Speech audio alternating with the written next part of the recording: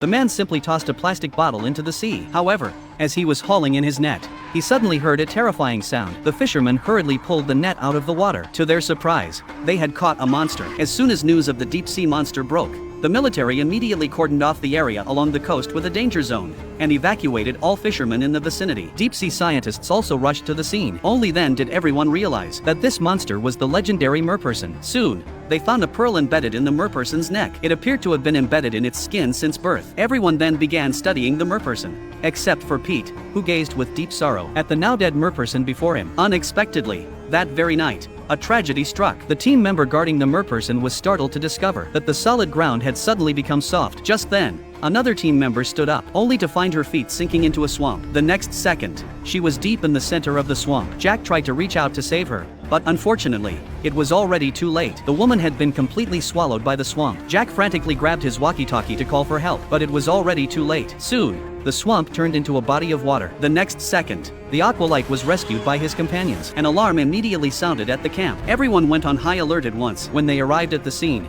they discovered that the cell was already empty. By then, the ground had returned to its original state. The officer immediately called out to Jack, but all he heard was the echo of the walkie-talkie coming from underground. The group hurriedly cleared away the clumps of dirt. A pair of mud-covered hands suddenly emerged. Just then, the military suddenly detected the aquatic being's presence. Pete turned on the camera as instructed. Everyone saw the aquatic being's true face. The officer immediately ordered the soldiers to lower their weapons. The aquatic being had come to seek revenge on humanity because they had hunted down members of his tribe. But given that both sides had suffered casualties, the officer suggested both sides shake hands and make peace. Unexpectedly, the aquatic people agreed. However, when he mentioned establishing friendship between the land and the sea, the aquatic people suddenly changed their tune, demanding dialogue with all of humanity on Earth. It was only then that the scientists realized a massive army of aquatic people had already gathered by the shore. The officer had no choice but to reiterate the proposal for peaceful coexistence. The aquatic people ultimately agreed to a truce, but soon a piercing sound rang out on everyone's cell phones. An emergency evacuation alert popped up. At that very moment,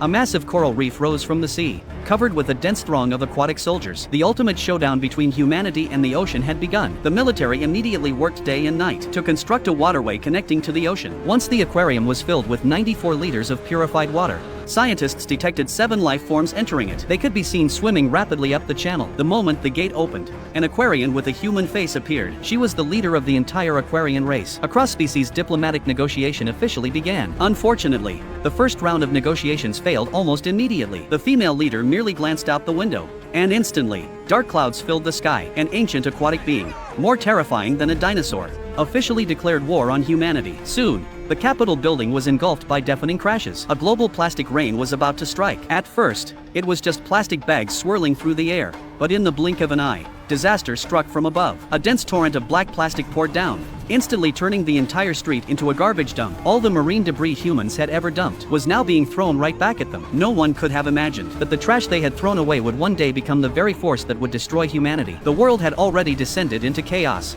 yet the aquatic people's retaliation had only just begun.